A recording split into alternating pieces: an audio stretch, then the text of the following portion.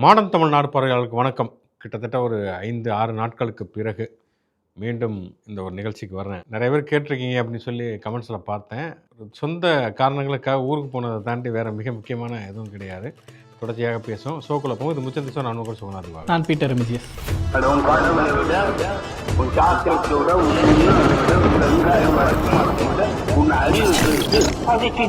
நேற்று பல்லடத்திலே திமுகவினுடைய மகளிரனுடைய மாநாடு நடந்து முடிந்திருக்கிறது. இப்போ தான் சமீபத்தில் திமுகவுடைய இளைஞரினுடைய வடக்கு மண்டல நிர்வாகிகள் மாநாடு திருவண்ணாமலை நடந்து முடிந்திருக்கிறது. கிட்டத்தட்ட அதற்கு இணையான ஒரு கூட்டம், ஒரு 1,00,000க்கும் மேற்பட்ட பெண்கள் திரண்டு பல்லடத்தில் ஒரு மாநாடு நடந்திருக்கிறது. திமுகவுடைய இளைஞரணி செயலாளர் துணை முதலமைச்சர் உதயநிதி ஸ்டாலின் போயிருக்காரு. அதே மாதிரி திமுக தலைவர் ஸ்டாலின் போயிருக்காரு அப்படின்னு சொல்லிட்டு திமுக தொடர்ந்து தனக்கான கட்டமைப்புகளை வலுப்படுத்துவது, அதே மாதிரி தேர்தலை நோக்கிய பணிகளை விரைவுபடுத்துவது அப்படிங்கிற விஷயத்துக்கு போய் கொண்டிருக்கிறது.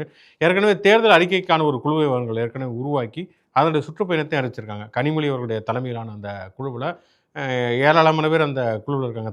தமிழரசியில் இருந்து முன்னாள் ராஜ்யசபா உறுப்பினர் எம்எம் அப்துல்லாவிலிருந்து பலரும் இருக்கக்கூடிய அந்த குழுங்கிறது போய் கொண்டிருக்கிறது அப்படிங்கிறத நம்ம பார்க்குறோம்.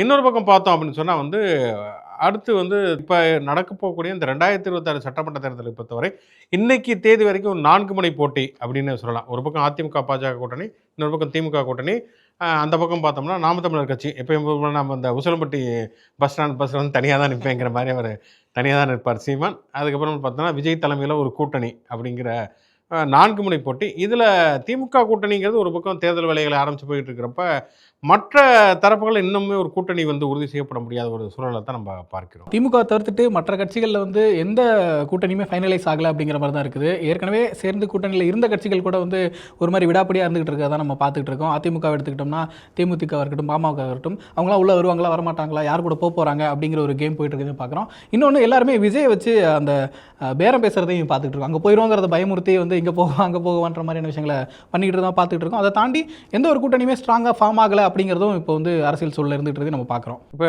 பொதுவாக பார்த்தோன்னா இப்போ காங்கிரஸ் கட்சி குறித்து பலவிதமான விமர்சனங்கள் முன்வைக்கப்படுகிறது. என்னென்னா ஆட்சியிலும் அதிகாரத்திலும் பங்கு அப்படிங்கிற ஒரு முழக்கம் முன்வைக்கப்பட்டிருக்கிறது. அது ஒரு சலனத்தை இந்த தேர்தலில் ஏற்படுத்தியிருக்கிறத பார்க்குறோம்.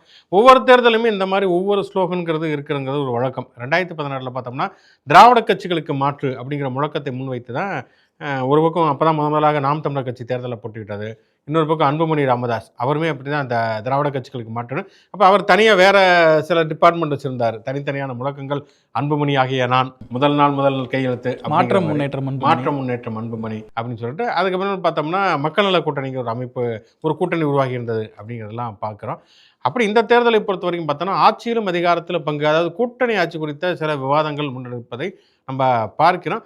அதுக்கு மிக முக்கியமான காரணம் விஜயனுடைய அந்த தாவைக்காவுடைய முதல் மாநாட்டிலே அவர் ஆட்சி எங்களை நம்பி கூட்டணிக்கு வரக்கூடிய கட்சிகளுக்கு ஆட்சியிலும் அதிகாரத்தில் பங்கு தருவோம் அப்படின்னு சொல்லி பேசியிருந்தார். அந்த கூட்டணி ஆட்சிங்கிறது இது வரைக்கும் தமிழ்நாட்டில் நடந்ததே கிடையாது. 1967 கூட்டணிகள்லாம் இணைந்து ஒரு ஆட்சியை பிடித்தாலுமே கூட கூட்டணி ஆட்சிங்கிற கான்செப்டை மக்களும் பெரிய அளவில் ஏற்றுக்கொண்டதாக இல்லை. அதே போக கிட்டத்தட்ட 60 ஆண்டுகளாக அதிமுக இவங்க தலைமையிலான கூட்டணி தான் ஆட்சியை பிடித்தாலுமே கூட கூட்டணி ஆட்சின்னு சொல்லி இது வரைக்கும் தேர்தலை சந்தித்ததில்லை. 2014 மட்டும் மக்கள் நல கூட்டணி ஆட்சி அப்படின்னு சொல்லி தேர்தலை சந்தித்தார்கள். ஆனால் அதை மக்கள் ஏற்றுக்கொள்ளவில்லை அப்படிங்கிறத நம்ம பார்க்குறோம். அப்போ ஏன் இப்போ மீண்டும் இந்த கூட்டணி ஆட்சிங்கிற இது இப்போ ஏன் அப்படியான ஒரு கான்செப்ட் பேசப்படுகிறதுங்கிறத பார்க்கிற பொழுது பொதுவாக மத்தியில் கூட கூட்டணி ஆட்சிங்கிற கான்செப்ட் முதல்ல எப்போ வருது அப்படின்னு சொன்னால் காங்கிரஸ் கட்சி ஒரு வலுவான ஒரு கட்சியாக தொடர்ந்து ஆட்சியில் இருக்கிற பொழுது அதை வீழ்த்த வேண்டும்ங்கிற பொழுது தான் மாநில கட்சிகள்லாம் இணைந்து ஒரு கூட்டணி ஆட்சி அப்படிங்கிறத முதல்ல 90களில் தேசிய முன்னணி உருவாகிறது. அதுக்கும் முன்னால் சொல்லப்போனால் எமர்ஜென்சி காலகட்டத்துக்கு பிறகு, எமர்ஜென்சி நெருக்கடி நிலை தளர்த்தப்பட்ட பிறகு ஜனதா அப்படிங்கிற ஒரு 3வது அணிங்கிறது உருவாக்கப்படுகிறது அப்படிங்கிறத பார்க்குறோம். அப்போ தான் முதலாக எல்லா சில சின்ன கட்சிகள்லாம் இணைந்து ஒரு கூட்டணி ஆட்சியை தர முடியும் அப்படிங்கிறது நிரூபிக்கப்படுகிறது. அப்புறம் கொஞ்ச நாள் கழிச்சு அந்த ஆட்சி கலந்து விடுகிறது. அதுக்கப்புறம் அந்த ஜனதாவில் பார்த்தோன்னா பின்னால் தேசிய முன்னணி ஆட்சி, விபி சிங்கு, ஐக்கிய குஜரால், தேவகவுடா அதெல்லாம் வருவதை பார்க்கிறோம். இன்றைக்கி நிலைமை முற்றிலும் மாறி இருக்கிறது. என்னன்னா எப்போ காங்கிரஸை எதிர்ப்பதற்காக எல்லா கட்சிகளும் சேர்ந்து கூட்டணி அமைச்சதுங்கிறத தாண்டி இப்போ பாஜகவை வீழ்த்துவதற்காக காங்கிரஸும் இணைந்த ஒரு கூட்டணி அப்படிங்கிறது இந்தியா கூட்டணிங்கிறது உருவானதை நம்ம பார்க்குறோம். அப்படி தமிழ்நாட்டில் அப்படியான ஒரு சூழல் இருக்கிறதா? ஒரு கட்சியை வீழ்த்துவதற்காக மற்ற கட்சிகளாம் ஒன்றிணைவது அப்படின்னு பார்த்தோம்னா இப்போ திமுக அங்கே வலிமையாக இருக்கிறது. இந்த 2026 சட்டமன்ற தேர்தல் களம்ங்கிறது டிஎம்கே வர்சஸ் அதர்ஸ் அப்படிங்கிறது தான் இருக்கிறது. இன்னொரு பக்கம் பார்த்தோம்னா அதிமுகவும் ஒரு பலவீனமாக இருக்கக்கூடிய ஒரு சூழலை பார்க்குறோம். இப்போ கலைஞர் ஜெயலலிதா இறந்ததற்கு பிறகு தமிழ்நாடு அரசியல் ஒரு வெற்றிடம் வந்து உருவாயிருச்சு, 2 கட்சிகளுக்கும் ஒரு வலிமையான தலைமை இல்லை அப்படிலாம் பேசப்பட்டிருந்தது. ஆனால் திமுக பொறுத்த வரைக்கும் ஸ்டாலின் வந்து தன்னுடைய தலைமையை வந்து உறுதியாக தக்க வைத்துக் கொண்டார், தொடர் வெற்றிகளை பெற்று விட்டார். அதிமுக பொறுத்த வரைக்கும் அது தொடர்ச்சியான ஒரு பலவீனமாக இருக்கிறது, தொடர் தோல்விகளை வந்து சந்தித்து இருக்கக்கூடிய சூழல்ல தான் எங்கள் கூட்டணிக்கு யாராவது வாங்க வாங்க அப்படிங்கிற ஒரு வெள்ளைக்குடியை காட்டிக்கொண்டு அவர் வந்து யாராவது ஒரு கட்சி கொடி ஆட்டுவாங்கன்னு சொல்லி எடப்பாடி பழனிசாமி இருக்காரு. குறிப்பாக திமுக கூட்டிலிருந்து யாராவது வந்துருவாங்க அப்படின்னு சொல்லி நம்பியிருக்காரு. இதுவரைக்கும் அப்படியான அறிகுறிகள் இல்லாத ஒரு சூழலில் தான் இந்த நெகோசியேஷன் ஆரம்பித்திருப்ப அன்புமணியே சொல்கிறார், ஆட்சியில் அதிகாரத்தில் பங்கு தந்தால் தான் நாங்கள் அதிமுக கூட்டணிக்கு வருவோம் அப்படின்னு சொல்லக்கூடிய ஒரு தைரியம் எங்கேருந்து வருகிறதுனா, அதிமுகங்கிற ஒரு கட்சி பலவீனம் அடைந்திருக்கிறது அப்படிங்கிறது ஒன்று. இன்னொன்று, விஜய் வந்து ஒரு ஆப்ஷனை ஓப்பன் பண்ணி வச்சிருக்காரு, இந்த 2 கூட்டணி இல்லைன்னா அங்கே போயிடலாம் அப்படிங்கிற மாதிரியான ஒரு ஆப்ஷன் இருக்குது. அப்படிங்கிறப்ப காங்கிரஸ் அங்கே போகுமா அப்படிங்கிற கேள்வி ஒரு பக்கம் இருந்தாலுமே கூட அந்த அளவுக்கு காங்கிரஸ் வந்து ஒரு ரிஸ்க் எடுக்குமா இன்னைக்கு அப்படிங்கிற ஒரு கேள்வி இருக்கிறது. ஏன்னா திமுக கூட்டணியில் தொடர்ச்சியான ஒரு வெற்றிகளை பெற்றுக்கொண்டிருக்கக்கூடிய காங்கிரஸாக இருக்கட்டும், கம்யூனிஸ்ட் கட்சியாக இருக்கட்டும், விடுதலை சிறுத்தைகளாக இருக்கட்டும், இது வரைக்கும் வந்து நிரூபிக்கவே படாத எவ்வளோ ஓட் பேங்க் இருக்குன்னே தெரியாத தாவேகாவை நம்பி அப்படி ஒரு ரிஸ்க் எடுத்து நாங்கள் போவதற்கு தயாராக இருப்பார்களா? அப்படி போனால் அடுத்து வரக்கூடிய நாடாளுமன்ற தேர்தலில் அவங்க எப்படி சந்திப்பாங்கிற பல கேள்விகள் இருக்கிறதுனால அங்கங்கே சில அதிருப்தியில் இருக்கிறவங்க அல்லது தன்னை வந்து லைம்லைட்டில் கொண்டு வரணும்னு நினைக்கக்கூடியவர்கள் தொடர்ச்சியாக இந்த மாதிரியான விஷயங்களை பேசிக் கொண்டிருக்கிறார்கள் அப்படிங்கிறத நம்ம பார்க்கிறோம். இப்போ நீங்கள் சொல்லியிருந்தீங்க திமுக விசஸ் அதர்ஸ் அப்படின்னு தான் இந்த தேர்தல் இருக்க போகுது அப்படின்னு சொல்லிட்டு மத்திய இணையமைச்சர் எல் முருகன் ஒரு விஷயம் பேசியிருக்கிறாரு. திமுக அழிக்க வேண்டும், திமுகவை வந்து அழிச்சு ஒழிச்சு வீட்டுக்கு அனுப்பணும் அப்படிங்கிற ஒரு காமன் அஜெண்டாவோட தான் எங்கள் கூட்டணி வேலை செய்யுது அப்படிங்கிற சொல்லிட்டு இருக்காரு.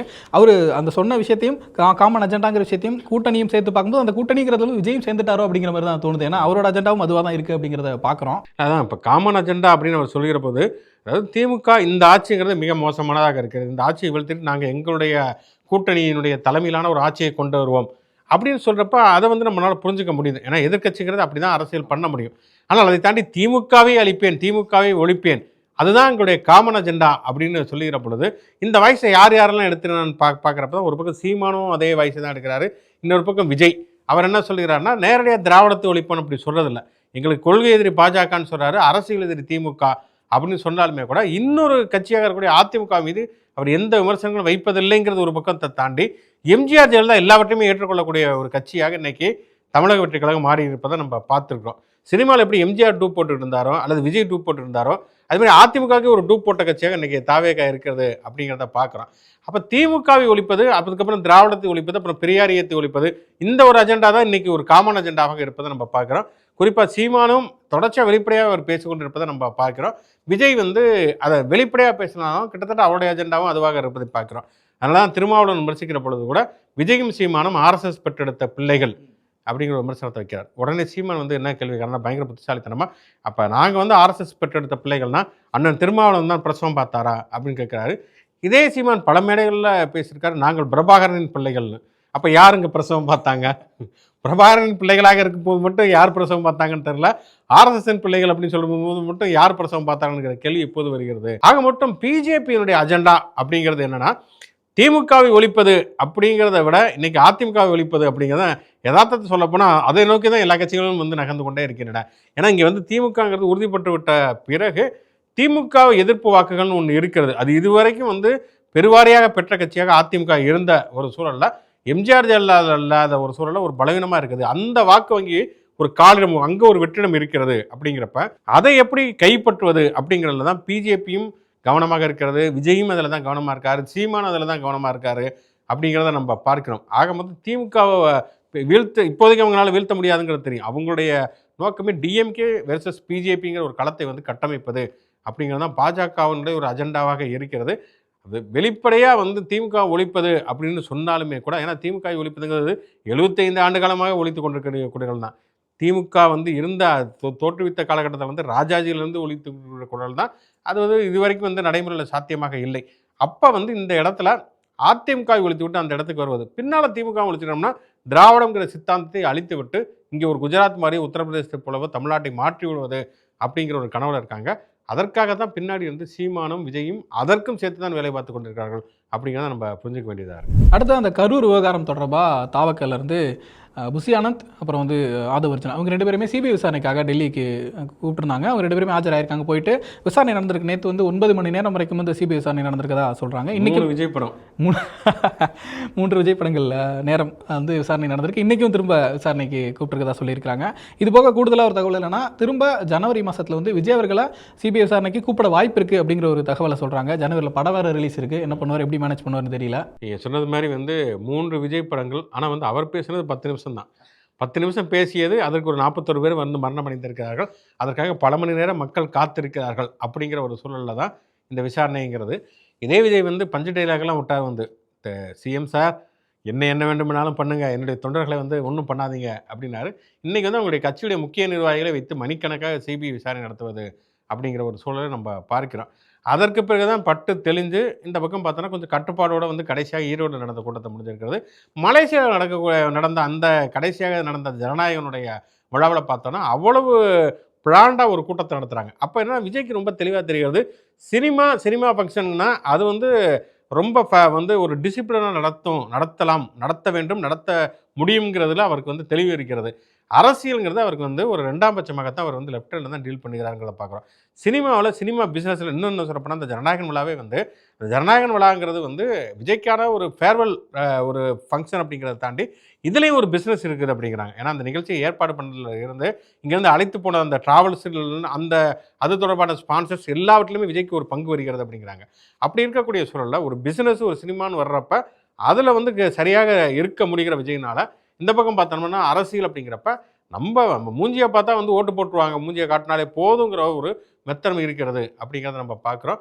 அப்படி இருக்கக்கூடிய ஒரு சூழலில் தான் வந்து அவர் சொன்னார் வந்து, இந்த மாதிரி நான் வந்து வீட்டில் இருப்பேன், இல்லாட்டி ஆஃபீஸில் இருப்பேன். ஏன்னா நான் வந்து எந்த ஃபீல்டு ஒர்க்குங்க போகிறதில்ல, மக்களுக்காக நிற்கிறேன்னா மக்கள் களத்தில் நிற்கணும், வீட்டில் இருப்பேன் இல்லாட்டி ஆஃபீஸில் இருப்பேன். ஆஃபீஸ் விட்டு வெளியில் வந்தால் காரில் வருவேன், அங்கே ஒரு 4 பேர் காரில் விழுவாங்க அப்படிங்கிற ஒரு சூழலில் தான் இருக்கிறதுங்கிறத பார்க்குறோம். ஆக மொத்தம் தாவேக்காவுக்கு நீங்கள் சொன்னது மாதிரி இப்போ வந்து ஒரு பக்கம் ஜனநாயகன் இப்போ வந்து அது என்ன ஒரு உரிமை போராட்டம் மாதிரியே வந்து தாவேக்காவினர் வந்து அணுகிறத பார்க்குறோம். அவங்க நாட்டில் என்ன பிரச்சனை ஓடுகிறதுங்கிறத பற்றிலாம் எந்த கவலையுமே இல்லை. அவங்களுக்கு என்னென்னா பராசக்தி படங்கி அந்த நேரத்தில் ரிலீஸ் ஆகிறது, இது ஒரு மிகப்பெரிய சதியாக இருக்கிறது. சிவகார்த்தி எப்படி துரோகம் பண்ணலாம், அண்ணா வந்து துப்பாக்கி அவரை நம்பி தானே கொடுத்துட்டு போனார், அவர் அப்படியே அந்த துப்பாக்கி எடுத்து எங்களுக்கு எதிராக நீட்டலாம் அப்படிங்கிற மாதிரி ஒரு மிகப்பெரிய உரிமை போராட்டத்தில் இருக்கிறாங்க. இது ஒரு படம் வருது, அது ஒரு படம் வருது, எந்த படம் நல்லா இருக்கோ அதை வந்து மக்கள் பார்க்க போகிறாங்க, ரசிக்க போகிறாங்க. இன்னும் சொல்லப்போனால் விஜயனுடைய கடைசி படங்கிறனால நிறைய பேர் பார்ப்பதற்கு வாய்ப்பு இருக்கிறது.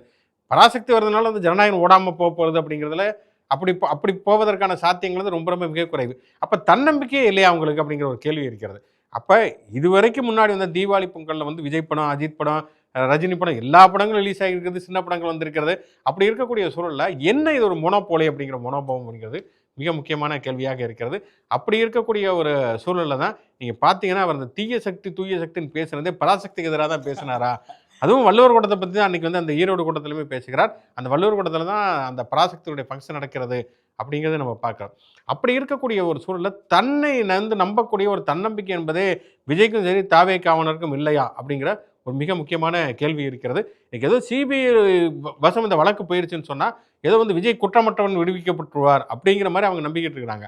ஆனால் இன்னும் சொல்லப்போனால் சிபிஐ கிட்ட போனது அப்படிங்கிறது தான் விஜய் தன்னுடைய குடுமையை தானே கொண்டு போய் பாஜகவிடம் கொடுத்து விட்டார் அப்படிங்கிறதுக்கான அறிகுறி. ஏன்னா எல்லாரையும் மிரட்டுவது, அச்சுறுத்துவதுங்கிறதே வந்து இந்த மாதிரியான விசாரணை அமைப்புகளை வைத்துக்கொண்டு தான் பாஜக நடத்தி கொண்டிருக்கக்கூடிய ஒரு சூழலில் விஜய் தானே போய் வந்து வாண்டடாக போய் வண்டியில் ஏறி இருக்காரு அப்படிங்கிறது தான் உணர்த்துகிறது.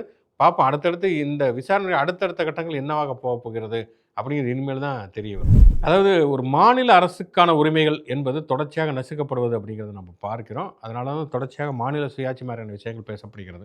இப்போ வந்து உச்சநீதிமன்றத்தில் வழக்கு போட்டு ஆளுநர் வந்து மசோதாக்களுக்கு ஒப்புதல் கொடுக்காமல் நிப்பாட்டி வைத்திருக்காருங்கிறப்ப ஒரு காலக்கெடு நிர்ணயிப்பது அப்படிங்கிற விஷயம் இருந்தது. அது தொடர்பாக குடியரசுத் தலைவர் உச்சநீதிமன்றத்துக்கு ஒரு நோட் போட்டு அனுப்புகிறார். அதுக்கப்புறம் உச்சநீதிமன்றம் வந்து ஒரு தீர்ப்பை சொல்லுகிறது. ஆனால் இப்போ என்னென்னா ஆளுநர் கைவசம் அந்த மசோதா வந்து நிலுவையில் இருந்தால்தான் வந்து கேள்விக்குள்ளாக்குறாங்கிறதுனால நேரடியாக குடியரசுத் தலைவருக்கு அனுப்புவது. அவர் வந்து 3 வருஷம் வந்து ஒரு மசோதா வந்து நிலுவையில் வைத்திருந்து இப்போ வந்து திருப்பி அனுப்பியிருக்கிறார்.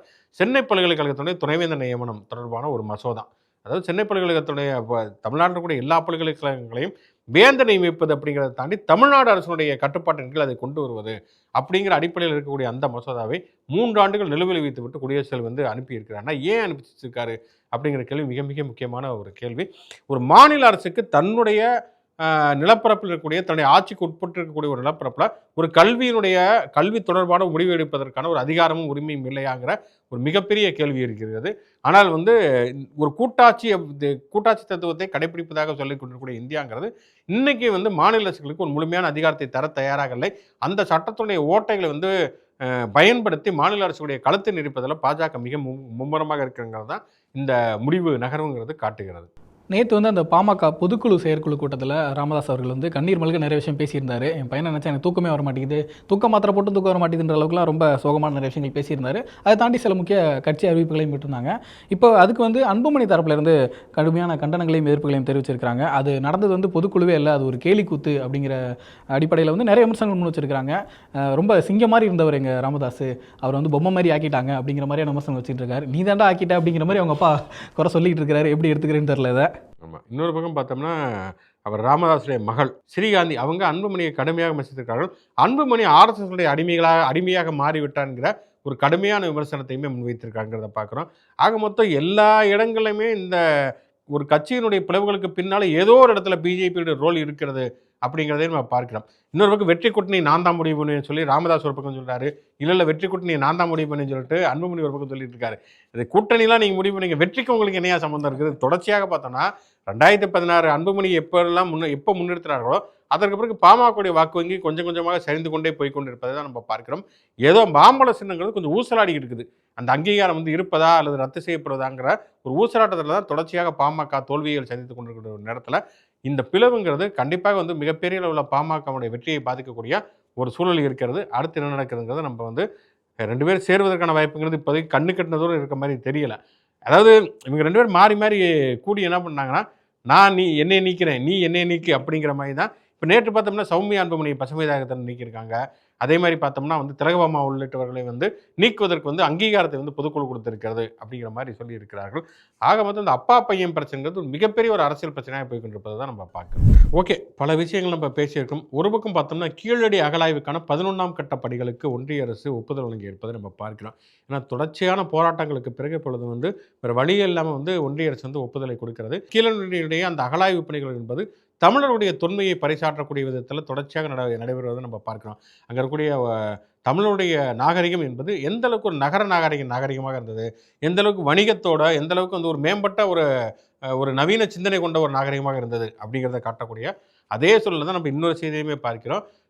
திருத்தணி செல்லக்கூடிய ஒரு மின்சார ரயிலில் வடமாநிலத்தை சேர்ந்த ஒரு இளைஞர், அவர் புலம்பெயர் தொழிலாளர், அவரை கஞ்சாபாத்தில் சில இளைஞர்கள் தாக்கி இருக்கிறார்கள். தாக்கினது வீடியோவும் எடுத்து பரப்பி இருக்கிறார்கள் அப்படிங்கிறது பார்க்குறோம். ஒரு பக்கம் தமிழர்களுடைய பெருமையை பேசக்கூடிய அதே நேரத்தில் தமிழர்களுடைய மாண்பையே சீரழிக்கக்கூடிய ஒரு காட்சியாக ஒரு சாட்சியாக அந்த வீடியோ அமைந்திருக்கிறது அப்படிங்கிறதையும் பார்க்கிறோம். கண்டிப்பாக இது கண்டிக்கத்தக்க ஒன்று. நம்மை பொறுத்த வரைக்கும் தமிழ்நாடுங்கிறது எல்லோருக்குமான ஒரு உரிமைகளை உறுதி செய்யக்கூடிய ஒரு பன்மைத்துவத்தை அங்கீகரிக்கக்கூடிய ஒரு மாநிலமாகத்தான் இருக்கிறது. யார் வேண்டுமானாலும் இங்கே பிழைக்கலாம். நம்மை அவர்கள் அதிகாரம் செய்வதைத்தான் நம்ம எதிர்த்து இருக்கிறோமே தவிர, மொழி திணிப்பை நம்ம எதிர்த்து இருக்கிறோமே தவிர, அல்லது வட இந்தியாவை சேர்ந்தவர்களுக்கு வாக்குரிமை கொடுத்து நம்முடைய அரசியல் அதிகாரத்தை நம்முடைய அரசியல் சமநிலையை குலைத்து விடக்கூடாது அப்படிங்கிறது தான் நம்முடைய குரலை தவிர, எல்லோரும் வடமாநிலத்தை சேர்ந்தவர்களாக இருக்கட்டும் அல்லது எந்த சாதி அல்லது எந்த மதத்தை சேர்ந்தவர்களாக இருந்தாலும் எல்லோரையும் ஒரு சகோதரர்களாக பாவிப்பது அப்படிப்பட்ட ஒரு பண்பை தான், அப்படிப்பட்ட ஒரு நாகரிகத்தை தான் தமிழர்கள் தொடர்ச்சியாக பேணி பாதுகாத்து வந்திருக்கிறார்கள். அதற்கு இடையூறு விளைவிக்கக்கூடிய ஒரு நிலையில தான் இந்த மாதிரியான ஒரு வீடியோ வெளியாக இருக்கிறது. கண்டிப்பாக அவர்கள் கைது செய்யப்பட்டு அவர்கள் சிறார் குறுநோக்கு இல்லத்திற்கு அனுப்பி வைக்கப்பட்டிருக்கிறார்கள். ஆனால் இது போன்ற சம்பவங்கள் தொடராமல் இருப்பதற்கு முற்றுப்புள்ளி வைக்கப்பட வேண்டும். பல்வேறு விதமான செய்திகளை விவாதித்து இருக்கிறோம். தொடர்ந்து இது போன்ற செய்திகளை உரையாடுவதற்கும் விவாதிப்பதற்கும் மாடர்ன் தமிழ் ஆடியோவுக்கு தொடர்ந்து தொடர்புகள் ஷோ லைக் பண்ணுங்கள், கமெண்ட் பண்ணுங்கள். இது தொடர்பான சமூக வலைத்தள பக்கங்களில் நீங்கள் சப்ஸ்கிரைப் பண்ணுங்கள், ஷேர் பண்ணுங்கள். மீண்டும் ஒரு நிகழ்ச்சி சந்திப்போம். நன்றி.